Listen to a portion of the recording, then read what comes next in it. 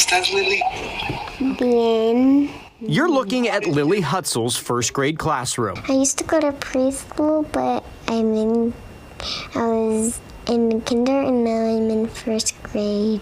Prior to the COVID-19 pandemic, it wasn't a classroom. It was her sister Addison's bedroom. Normally, she'd be going to class here at Lucas Elementary in Ceres. Lily, let's take a look now at a good example. But both she and her sister have to go to school remotely. Lily, as we said before, is in first grade, and Addison, What letter is this one? in preschool. The girls have different online curriculums, which also leads to different kinds of schedules. Their mom, Danella, stays home with the girls. I think in a way I'm blessed that I can spend some time with them. Lily has to be online in the morning. So we get up in the morning, 8:30, they have to be on their Zoom meeting.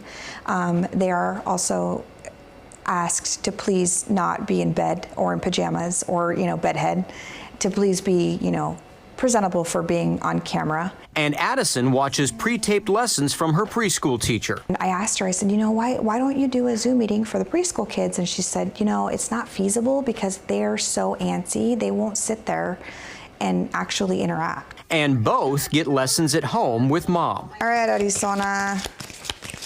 We call her Arizona. Her name's Addison. It is not ideal. Danella would like to go back to work, but considering the online learning at home, it's not an option. Especially because my daughter goes to a dual immersion school. They're both Spanish and English teaching. I'm bilingual.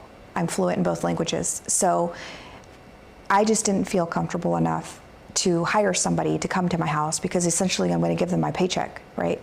For them to teach my child the things that they need to know because, again, they're in kindergarten, preschool and first grade. So they don't know how to send an email. They don't know how to read. My first grader knows somewhat, but she can't do this independently on her own. There's no way. Hutzel does recognize how hard schooling from home has to be for parents without that option, particularly those who don't speak English. Just being home all day is hard enough for her two girls. I know that my 4-year-old has expressed many times that she wants to talk to her teachers on Zoom, like her older sister. And even though her teacher seems to have the energy to hold attention, even Lily misses being in school. I miss being in the classroom with my teacher.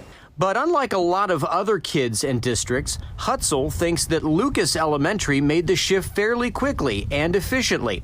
And she gets to talk to Lily's teachers almost constantly, always responsive by text or computer. You know what's funny? I almost feel like that homeroom mom, like that mom that was always in the classroom helping the teachers cut the paper and do the homework and help in the classroom. It's a situation that, even as hard as it is, has her saying how lucky she is to have her kids at their schools. I think there are some maybe grade levels or schools or districts that aren't offering that, and their frustration tends to come into play, and I can't imagine the frustration the teachers feel if they even have little ones, They have to teach their kids plus their other kids.